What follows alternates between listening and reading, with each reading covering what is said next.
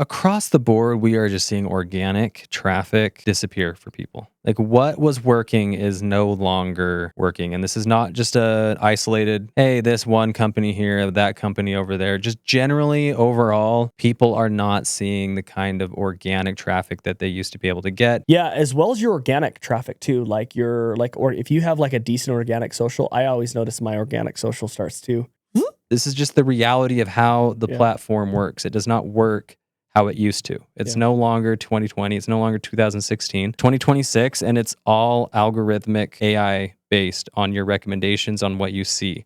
And the better that you can fit into those preferences without ruining the experience, then that's how you win. Yo, what's going on, quick? Yo, what's going on?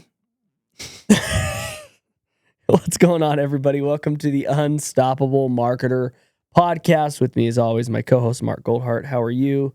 Great. New dad over here, guys. Thank you. A new dad. We took the week off last week, I think, because you had a baby. That's right. My wife. Number 4. Delivered number 4.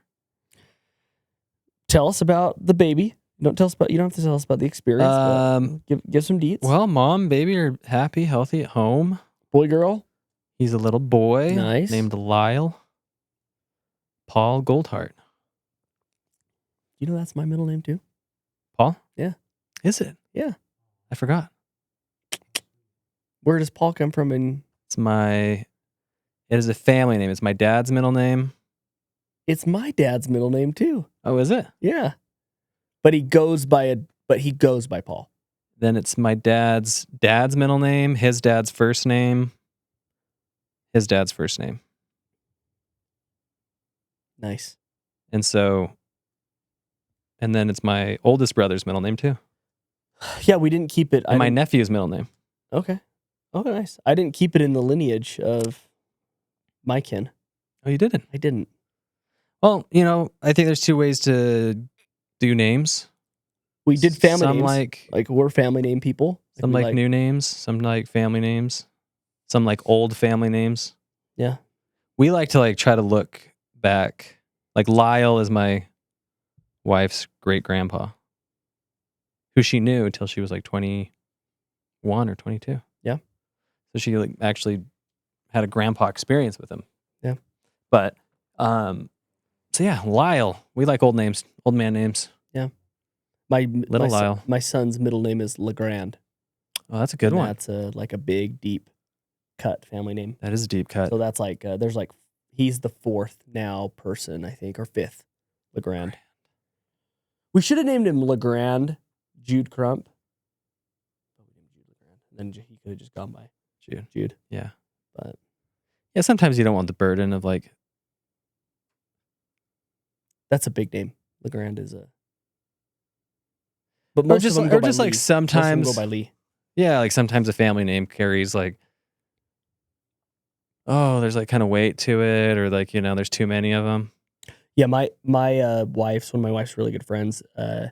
They have the firstborn son. Like they're a very traditional, very very traditional family. So it's like the 3rd, 4th, 5th.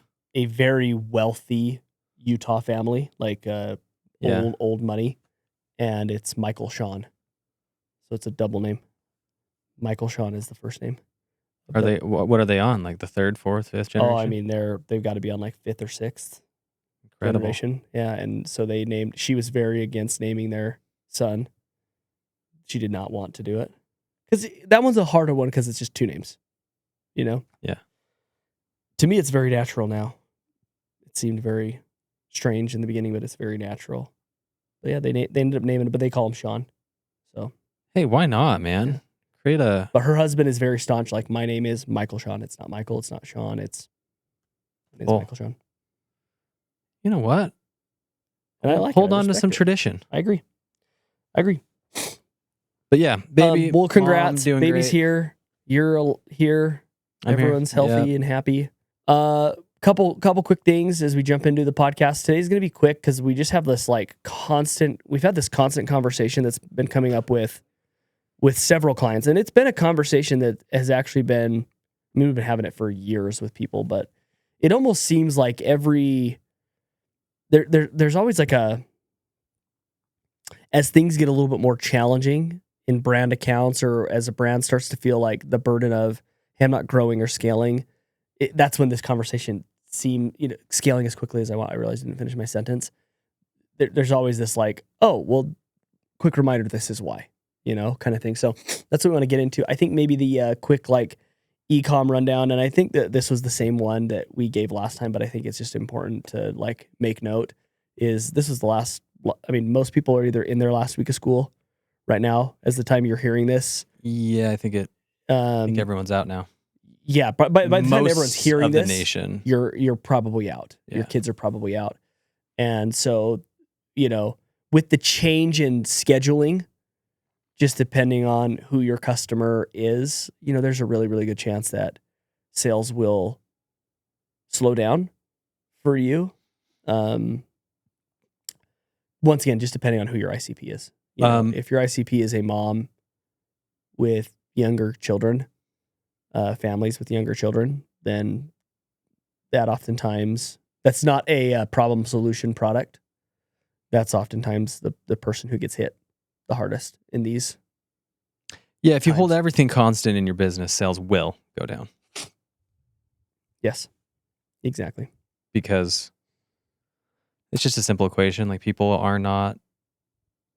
more people are doing things outside of their house, outside of their regular, once summer hits. Yeah, kids are running around. I mean, I have they're not on their phone as much. So your supply of eyes on social platforms will naturally dip. Yeah, as well as your organic traffic too. Or if you have like a decent organic social, I always notice my organic social starts to these next 2 months, just because it kinds of droops. It's very similar shopping, right? When you have 8 kids running around your house and your kids have friends and all that kind of stuff, like it's just a little less easy to veg on your phone. Not that and even if you don't have kids, like if you're single, or if you're married, no kids, together with someone, no kids, everyone just wants to, like, once the summer is here, like, people want to do things. Travel. It's natural to just want to, like, I want to go see movies now. I want to go travel. I want to go see someone. I want to just go to the pool. I want to walk. Go to the park. Yep. So people are more likely to go do things.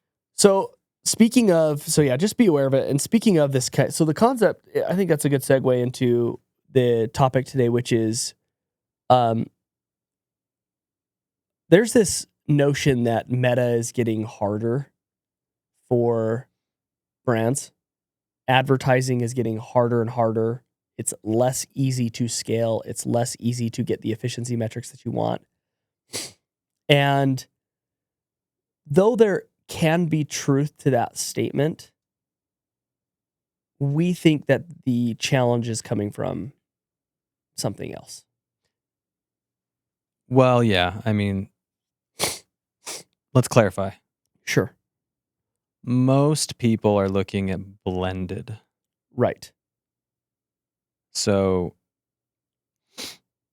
you're looking at a blended result or efficiency metric of your sales and your spend across channels.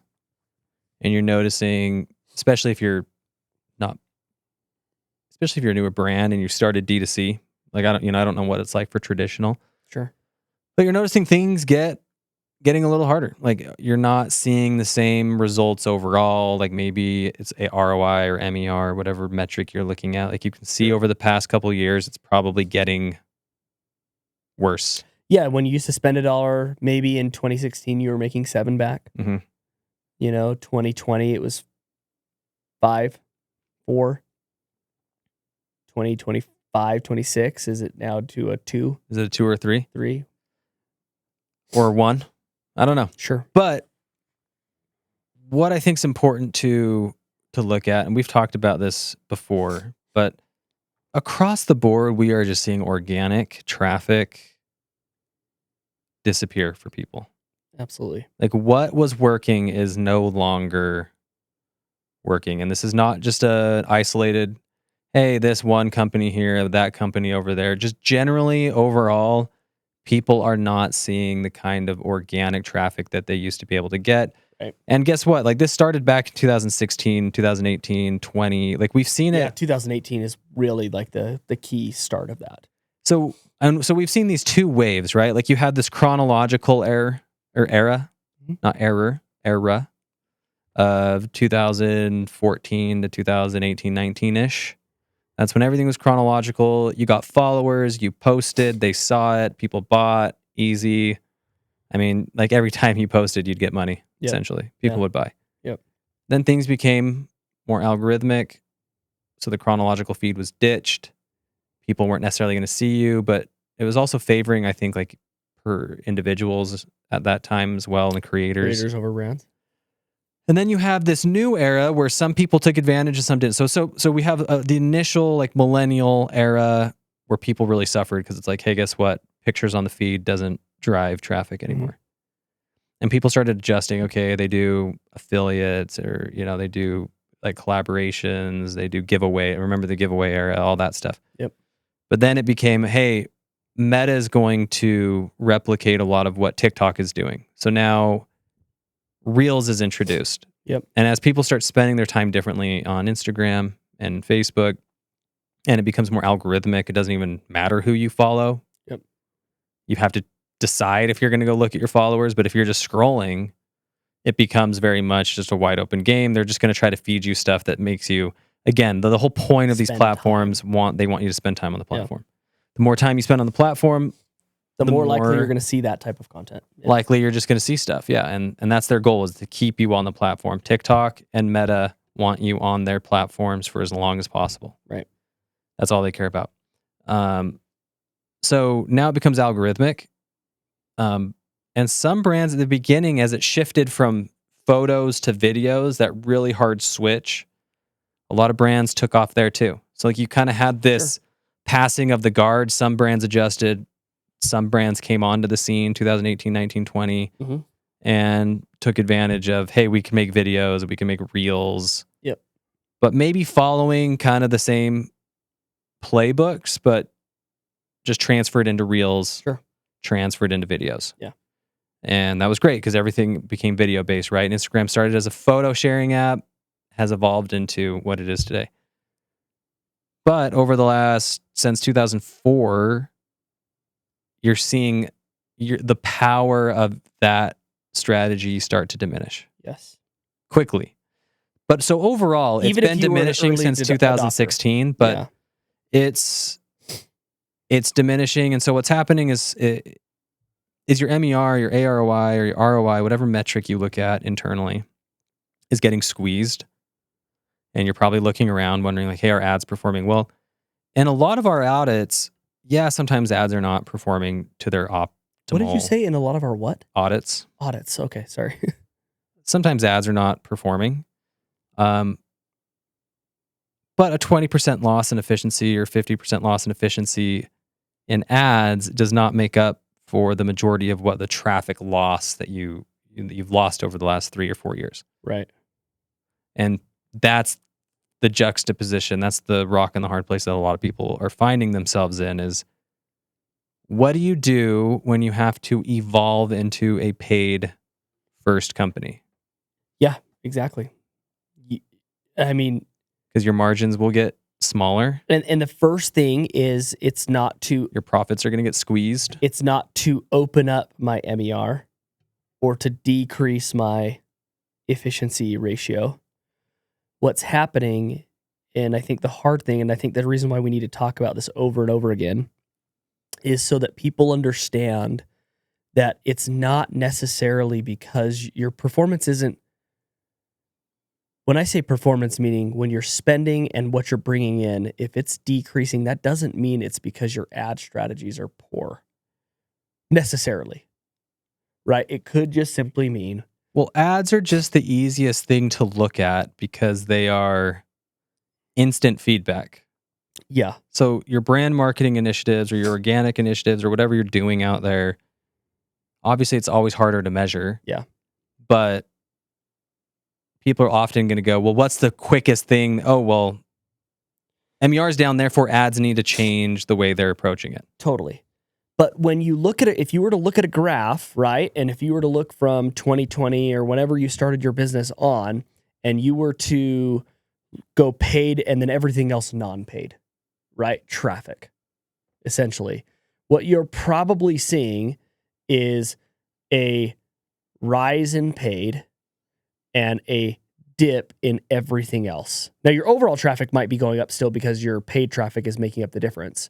But as those two lines kind of converge together, this is where your ROIs start to get stretched, right? Or shrink, I suppose, is what I should say. And so this is what you mean by like, well, what do you do when you are a paid first company? Well, you have to start operating like a paid first company. And we're not to say that there aren't other things you can do to start to try to get that organic up. Nor should you stop trying to do that. But you just need to alter and change how you look at your data. And some of those things that we've discussed are increasing your MER, decreasing your AROI goals. Those are oftentimes one and the same, right? And having to just do more volume to get better profits. Yeah, we talk about that, like outpacing the efficiency problem. Yes. Guess what? That's what the biggest companies in the world do. The other thing that a lot of them, unless you're Louis Vuitton. Yeah. The other thing a lot of companies are doing that I don't think we necessarily need to jump into this totally, but I think something that's important to note is in the wake of AI, there's so much that you can do with so much less. And so I think that if we were to look at what your OpEx was in 2018 versus 2021, it's like OpEx was probably like 30 to 35% is what like a lot of people looked at back in 2018. Big teams were a big thing, right? Like I remember when I was a CMO, that was the thing. It's like, we got to build this team. Like we're only going to be as big as our team is big. Like I remember that was a very like, it seems silly now, but I remember thinking that like legitimately all the time. Like, okay, if I want to grow another $1 million, I probably need to add like 2 or 3 more people to this organization, right? Whereas now you can do more with less. And so I think the goal is, as you've seen CAC increase, as you've seen things like tariffs increase and just overall costs increase, you have got to try to find a way to get your OpEx below 15% and maybe even below 10. Although it looks like tariffs are... yeah, you are getting some paybacks for that. You are getting some paybacks. So shout out to those. You just have to look at the business different. That's the thing. And if you are in this situation that we are talking about, which I would imagine almost everyone listening to this podcast, unless you are a brand new business, you're going through this or have been going through this for the last little bit. And we're hoping that this is the permission that it takes for you to be like, where's the light bulb moment? How do I rework the math here and start operating like I'm a paid first? Mm-hmm. Now, once you do that, let's figure out the organic game. It's not a this or that, but I think what might help people conceptualize this a little better is if you are on Meta, let's just say you have a frequency rate of let's just make this easy math. Like I'm not saying this is exactly true, but we're making this easy math. So let's say your CPM is 10. Let's say you have a frequency rate over the month of 10, right? So your cost per reach in a month is going to be $100 per 1,000. So cost per reach is per 1,000 people. Yep. Right? So if it's $1,000, then how do you justify spending on content or initiatives when you could put it into Meta or into TikTok to get the same amount of reach for much better? That could be Meta does a great job at qualifying. Right? That's already somewhat pre-qualified. Yes. Now, the caveat there is everything is different. So like if you're going over a general audience, conversion rates, like top funnel, different. Yep. Generally, if you could get something that hits from an organic perspective, the conversion rates are going to be much better. But So like if you have $100 per 1,000 reached, then now you can just do the math. Like what's my CPM? What's my cost per reach over in ads? Hey, what kind of things can we do that are cost effective at first? And then let's swing big. Yeah. I think what's the problem and the mindset that a lot of people have right now is we have to fix this overnight. Mm-hmm. We think that the solution has more to do with consistent effort. Totally. And trying to figure out what the new game is, because the new game here is maybe it's not even business profiles, right? Maybe it's shared content with creators. Maybe it's, and guess what that is? Meta has talked about this. Like you want to lean into partnership ads, to white labeling, to UGC, to diversity of faces, diversity of content, because Meta is trying to, again, like when you think about it of like, what is Meta's goal? Again, going back, Meta's goal is to keep you on the platform for as long as possible. Yeah. So let's say you're a brand selling clothes, men's clothes. All right, I'm a men's brand, but okay, cool. What kind of clothes do you sell? Let's just say like basics, which there's a wide variety of men that could relate to that. Right. Well, so how do you reach? Like if I'm a gamer, and then I'm a sports bro. The gamer is consuming gamer content. Yep. His algorithm is feeding him what? Gamer content. Yep. He is not seeing all of the latest, not that these people don't overlap, but let's just trends for the sake of conversation. Yeah. He's watching Twitch things, or is it Twitch? Is that the streaming platform? He's watching Nintendo releases and PS5 stuff or whatever. This guy over here, the sports bro, he's watching Barstool. He's Dave Portnoy clips. He's going through whatever. Yeah. Shams. Bleacher Report. Sure. He's getting served different kinds of content. Yep. Right? So if you need to relate to men and you don't have this like specific, we sell sports stuff. Well, how do you relate to two different guys? Well, you relate by two different kinds of ads, two different kinds of people in those ads. Two different types of different pieces of content. And so diversity, that's what we're talking about. Like, how do you relate? Because with the algorithm, it's no longer monolithic. It's decentralized. Like you can't just say, hey, I made a good thing. Like, that's great. You made a good thing, but maybe that doesn't relate to half of your audience in the way that the algorithm wants it to relate to them. Yeah. So it's a little dystopian, but this is just the reality of how the platform works. It does not work how it used to. It's no longer 2020. It's no longer 2016. It's 2026, and it's all algorithmic AI based on your recommendations on what you see. Yeah. And they want the ads to reflect those preferences. Right. And the better that you can fit into those preferences without ruining the experience, then that's how you win. This podcast is brought to you by BFF Creative. BFF Creative is a software that meets services. Any marketing collateral you need, whether that's ads, emails, print designs, or social media, all you have to do is submit a request, and one of BFF Creative's qualified designers will create a design for you, and it'll be completed in 2 to 3 days. BFF Creative allows you to submit as many requests and as many revisions as you can with just one monthly fee. And the best part is that it's month to month. No contracts, no hidden fees, no nothing. And if you use promo code UNSTOPPABLE30, you'll get 30% off for your first month on us. Just go to bffcreative.co, pick your plan, and sign up today. Yeah. So that's the quick way to start to fix things, right? Is to create the right kind of content and develop a ads first focus. And then you can kind of start to dive into, okay, how do we have some smaller wins organically and then start to go for some of the home runs? Yeah. So, and again, we keep talking about this. Your ads should be wide. It's a wide, I don't want to say wide net, but like you need different fishing nets. Totally. Like it's no longer that you can just go out there with the same. You need diversity stuff. You need different kinds of strategies for different personas. 100%. and product SKUs.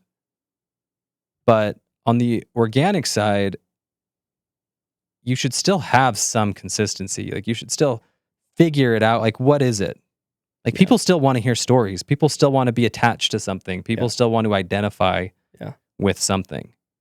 And so, like, how do you now do that in the new age? Yeah, and the concept, I think if you were to distill organic down into one question, or one question, it's like, will someone share this with someone else? That's probably how you have to look at it. Well, we know that that's one of the strongest signals for the algorithm. Is shares the main strongest signal, and organically. Going back to what's Meta's goal, keeps people on the platform. Guess what sharing does? Yeah, it takes you and now brings somebody else to it. Right, gets people on the platform. Yeah, in a way that nothing else, like liking, that doesn't do it. No, saving doesn't as much either. It used to be a bigger indicator, and it's not as much because so many people save things and never go back and look at them. But sharing's completely different. So it's probably between sharing and commenting. Those are things that are going to keep you longest. Yeah, because commenting sometimes is a form of sharing because you'll get tagged. Yeah, and also you're commenting with the expectation generally to receive something back. Yep. A lot of times, and so it starts a conversation. And so I think the big question is, okay, how do I create a piece of content that gets other people talking about it? Gets other people sharing about it. Like that's interesting. I want to share that with my wife. Oh, that's interesting. Like, I'm sending that to the boys. I need to send this over to Mark. I just sent you a piece of content. I mean, you and me are sharing content all the time with each other. And so that is what you do with the best ones. Yeah, exactly. Like, you don't I don't even like things anymore. Like, I do, but rarely do either. It's like mostly I'm just... Yeah, I'm the same way. I only like things when I'm supporting someone. That's what I've recognized. That's if it's somebody I like, or I want to support them, or a friend or whatever, that's when I'm liking things. But when you find something really funny or really interesting or on point, that's when you're... Oh, that's relevant. Yeah. And that's like the focus here is I was actually, I mean, we just ended baseball season, so I was thinking about this with my son, right? Because he was talking about wanting to hit home runs and like, oh, I want to be able to like get stronger and hit home runs and all this stuff. And I did some like basic like Gemini work around like, okay, I threw out some strategies around like, okay, cool. If I've got a base hit percentage of XYZ as a baseball team versus a like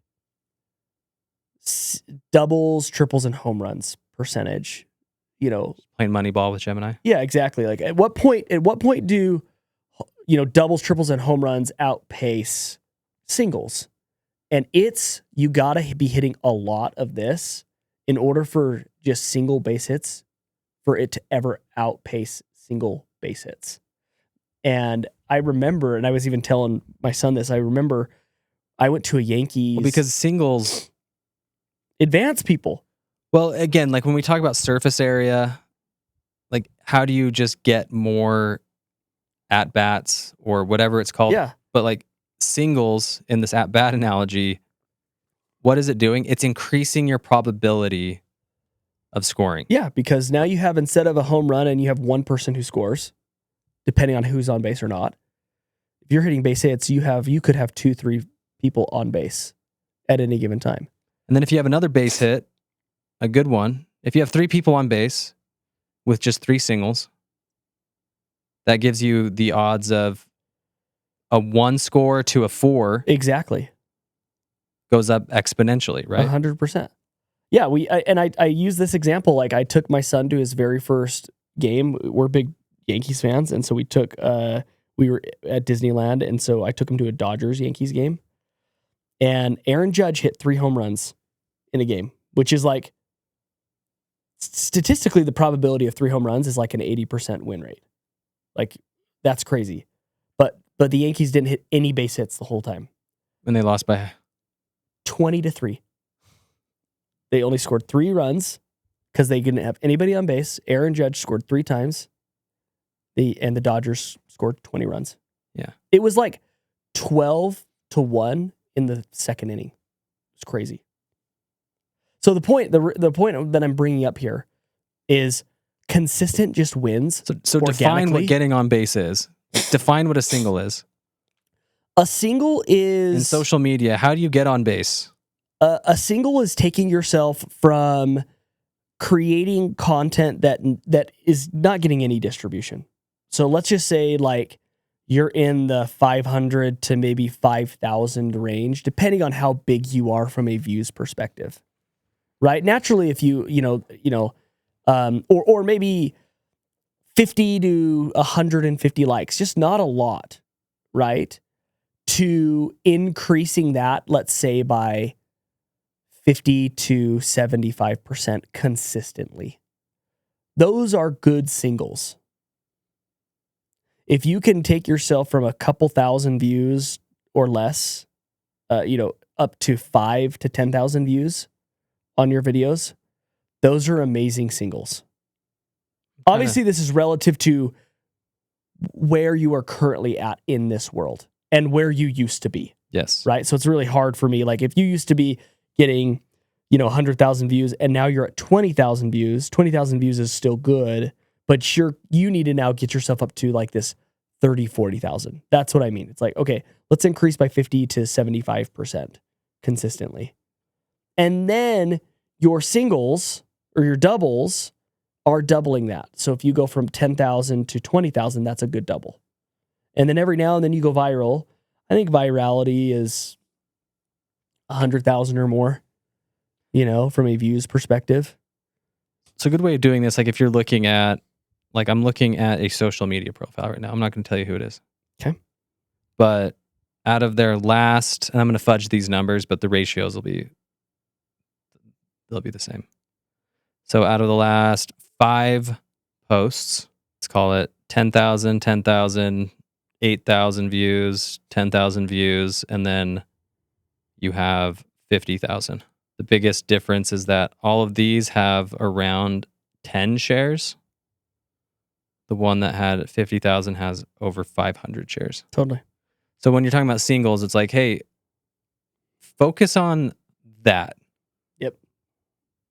What's the difference here with the shareability of this piece of content? Yeah. Focus on what made it different. What is it? Was it value? Was it relatability? This one's for sure relatability. Was it like entertainment in a way that, oh my gosh, like I gotta share that with my wife? Value, oh, I need to share this with Mark. This is really good information we could talk about. And, or that pure relatability of like, oh my gosh, I used to do that in high school all the time. I gotta share this with my buddy. And that's what I would do. I just like go through your social and figure out what your singles are. And maybe those other 4 pieces of content led to that one that took off. Yeah. So we're not, and that's the whole point, right? Is like maybe singles for them is getting that 10 to 50 share ratio. Yep. Well, how do you do that every day? Or how do you do that? And then what makes that other thing shareable? Was it just relatability? The other ones might be product. Yeah. Like we get it. Sometimes product needs to be there, but totally. Yeah, my most viral videos are all the ones that just have by far the most shares. Like maybe product doesn't need to be there. It doesn't. Like maybe your social doesn't need to show product much. And I would argue I don't know. I do know. Like I would argue that if you go look at some of the best performing brand pieces of content, unless it is a problem solution product, the product is the secondary piece to everything. Like go look at unless there's a story behind it. Go look at Brita's Brita water filter. Pull that up right now. Okay. Go look at Brita water filter's Instagram account, TikTok account, either one. It's completely crazy. It looks like, Brita has been around since the 70s, by the way. My life is falling apart. I looked at this. They've been around since I think 72 or something. Like my grandma had Brita filters when I was growing up. Oh my gosh, dude. This one has... And all they're doing... This reel has 356,000 shares. Yes. All they're doing is just creating content. My life is falling apart. That has nothing to do with the Brita water filter, but the Brita water filter is in every piece of content. So for example, like I saw one piece where it was like, this is how you get rid of a stain. And they pour like wine on this shaggy rug. And all they do is just pour all of the water from a water filter on it. And it's not actually getting the stain out, you know? Oh my gosh. And it's just like they just are doing the most acidine things and they're getting massive reach. Is it working? Yes, you're seeing Google Trends go up for Brita water filter. I don't know if it's bringing sales, but if you take the old adage that search, sales always follow search, then I would assume sales are coming in from that. But it's just crazy. And they're not focused on, we get rid of 99.9% of all, bacteria in water. They don't talk about that ever. Because no one needs to know that anymore. They just need to know that it's a water filter. Like everyone knows they've got this like heritage legacy brand. Oh my gosh, dude. Yeah, these guys are... Isn't it completely unhinged? It is unhinged. That's the best way to... They don't even care. It reminds you of like Nutter Butter. Remember when Nutter Butter did this? Like, yeah, they did. 6 years ago or something like that? 5 years ago? So anyways. Just wild animations, like cheap, 3D pixelated. But people are sharing it because it's just crazy. Characters. Right, this stuff is just crazy. So figure out what's shareable, and that's your way to get back on the organic train. I think we're kind of beating a dead horse here, but I think that's probably... They just filled up a burrito with water. Yeah, like they just a little midnight snack. They're just doing stupid, weird stuff. 70,000 shares. Yeah. Yeah, exactly, because it's so... 2.6 million views. It's so wildly crazy. That was back on March 18th. Yeah, like this is... That's the extreme, right? It's the extreme because we understand this might not fit... everyone else. Everyone. Yeah. But the point being is like, just go look at their shares.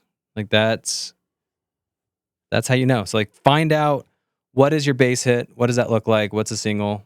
Measure it. Yep. And if that's all you're focusing on as a company, I think you'll find that you'll get there. Yeah, you'll start to see. Don't look at view, like almost don't think about it in views anymore. Just think about it in shares. Yeah, what Trevor said. How will someone share this? That is like every brand effort you do, that it should probably just be the question you ask anything. Is this shareable? Because if it's not shareable, then it just blends in and nobody cares about it enough. It's just gonna be a filler. Yeah. Which sometimes you need fillers, but yeah, is this collaboration with this influencer shareable? Are people gonna talk about this? If no, don't do it. If this bit we do with the team, like, are people going to share this? If not, is it going to grow their brand? Probably not. Get your paid figured out, though, first. I think that's priority number one, right? Understand just the new math. Get your paid figured out. And then start to hit some singles with organic. And as you're hitting those singles, you'll start hitting more doubles. You'll start to see that you're hitting, homers. And you'll start to see the divergent in organic and paid in a good way, the way you want it to. Right now, this is paid and this is organic and this is paid here, right? You want it to be almost the other way around. So, or instead, maybe this way, right? Organic is going up and paid is going up. So, all right, guys, we'll call it quits here. Yes. Have a good one. Ciao, ciao. See ya. Buenos dias. Thank you for listening to the Unstoppable Marketer podcast. If there's a brand, campaign, strategy, or marketing tactic that you want us to review, please DM me at the Trevor Crump on Instagram or TikTok, or at the Unstoppable Marketer podcast. And of course, if you got value from this episode, or if you like it whatsoever, please make sure you're subscribing, you're liking, you're following, and for sure, go leave us a review to let us know that we're doing a good job. We will see you guys next time.